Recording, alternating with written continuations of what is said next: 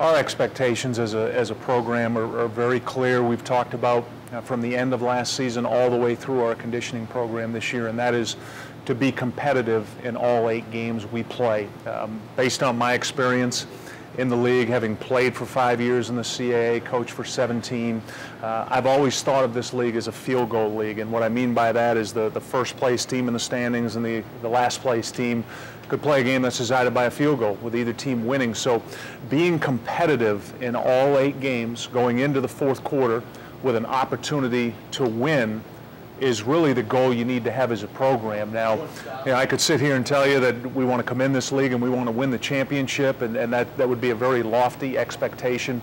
But we need to walk before we run. We need to be competitive week in and week out, and we showed that last year. We proved a lot to ourselves in only our 14th game as a program by going right down to the wire with William and Mary. A team that was co-champion in our league, a team that 3 weeks after they beat us 21-17, they were ranked #1 in the country, playoff team. So we learned a lot from that game. We grew a lot. So the #1 goal for our program that we've set is be competitive in every game, give ourselves an opportunity to win in the fourth quarter of every game we play. If we can do that, this will be a successful first season for us in the league.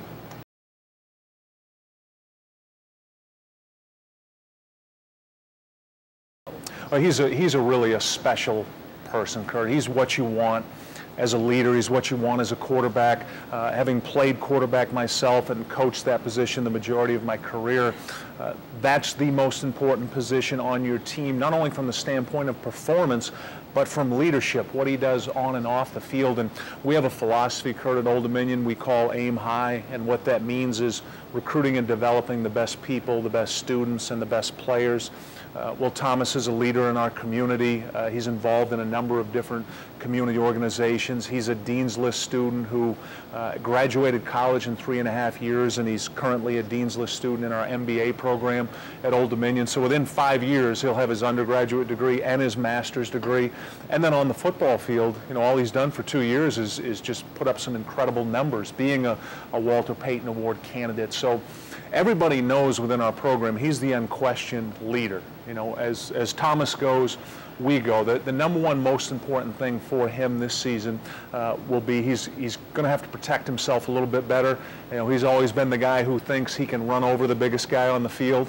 Well, that's not going to happen in the CAA, and he's certainly not going to play 11 weeks if he has that mentality. So being smart with how he leads our offense, being smart with what he does with the football, that will really dictate the type of season we have. And I think based on my experience coaching the position, experience in the league, I think he's going to have a really good season this year in the CAA and be one of the better quarterbacks in the league.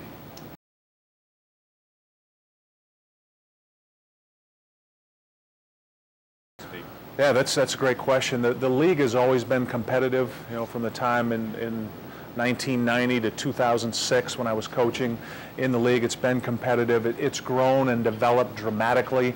The move south has changed the makeup of the league, the athleticism of the league, the power and the structure within the league has changed dramatically.